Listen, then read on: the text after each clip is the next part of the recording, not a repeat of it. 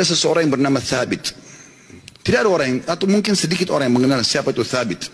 Kali ini Anda akan dengar di khutbah Jumat ini siapa orang ini. Thabit rahimahullah seorang yang sederhana di kota Kufa di Irak dan tidak terlalu dikenal pada saat itu. Tapi dia termasuk orang yang bertakwa kepada Allah Subhanahu wa taala, orangnya miskin. Dia jalan di salah satu jalan di Kufa, dia lewati satu kebun apel.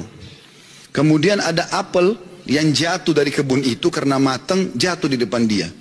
Dia berpikir bahwasanya kebun apel ini, ya apel ini jatuh di jalan, mungkin sudah halal buat saya. Dia ambil sama dia makan. Sementara dia mengunyah dan sudah habis setengah apel itu, tiba-tiba dia berpikir, halalkah untuk saya ini? Bagaimana bisa saya tiba-tiba mengambil yang walaupun jatuh di jalan tanpa izin pemiliknya? Maka dia berhenti makan, sisa mulutnya dibuang. Ada yang sudah tertelan, ada yang dibuang, ada yang masih tersisa setengah di tangannya.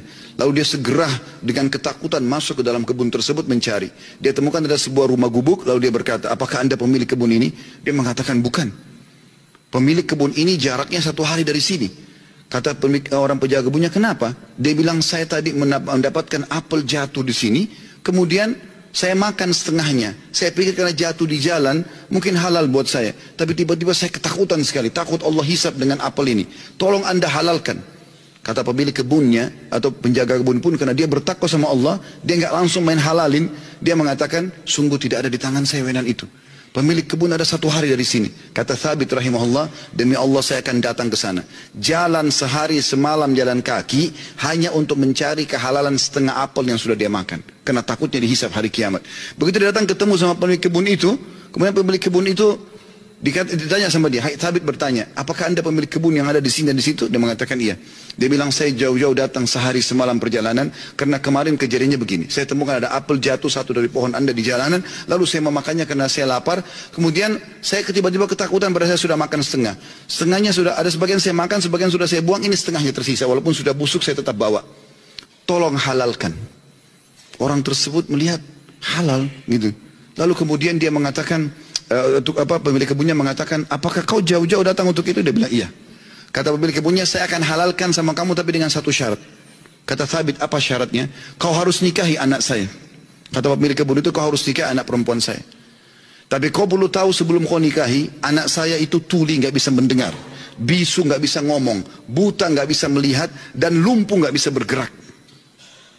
Kata Thabit rahimahullah, dalam kisah ini, saya pun berpikir pada saat itu, kalau memang untuk menghalalkan setengah apel yang saya makan dan saya lepas hisab hari kiamat dengan cara menikahi wanita yang buta, tuli, ya, bisu, juga lumpuh ini, maka saya akan melakukannya.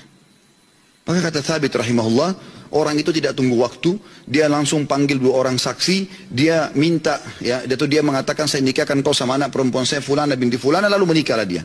Kata Thabit, lalu saya disuruh masuk ke ruangan untuk bertemu dengan istri saya. Terjadi sesuatu yang unik, begitu saya masuk ke dalam kamar tersebut, kamar itu sangat indah dan bersih. Lalu saya mengatakan, Assalamualaikum warahmatullahi wabarakatuh. Saya kaget, istri saya menjawab salam. Bukankah tadi dikatakan dia bisu? Kemudian saya mendekati dia, kemudian saya mengulurkan tangan saya, dia mengulurkan tangannya untuk menjamah tangan saya. Bukankah tadi ayahnya mengatakan dia adalah orang yang lumpuh? Kemudian pada saat saya salam, dia menjawab, berarti dia mendengarnya, berarti dia bukan tuli. Lalu saya mengatakan, tadi waktu saya ditawarkan nikah sama ayahmu, dikatakan kau itu buta, kau itu tuli, kau itu bisu, kau itu lumpuh. Tapi kau bisa jawab dan dengar salam saya, kau jamah tangan saya. Bagaimana penjelasannya? Kata perempuan tersebut, benar perkataan ayah saya. Mata saya memang buta karena selama ini saya belum pernah melihat sesuatu yang haram. Saya buta dari yang haram. Telinga saya tuli dari sesuatu yang haram, karena sampai detik ini belum pernah telinga saya dengar yang haram. Lisan saya bisu dari sesuatu yang haram, karena tidak pernah saya ucapkan kecuali yang halal atau yang boleh saja. Dan tubuh saya tidak pernah tersentuh kecuali yang halal. Dan ayahku memilihmu sebagai suamiku karena kau telah takut kepada Allah dan meninggalkan yang haram. Apa yang terjadi teman-teman? Kata Thabit, saya pada saat membuka tirai penutup wajah perempuan tersebut, saya temukan perempuan itu orang yang paling cantik, orang yang paling salihah, bahkan menghafal kitabullah.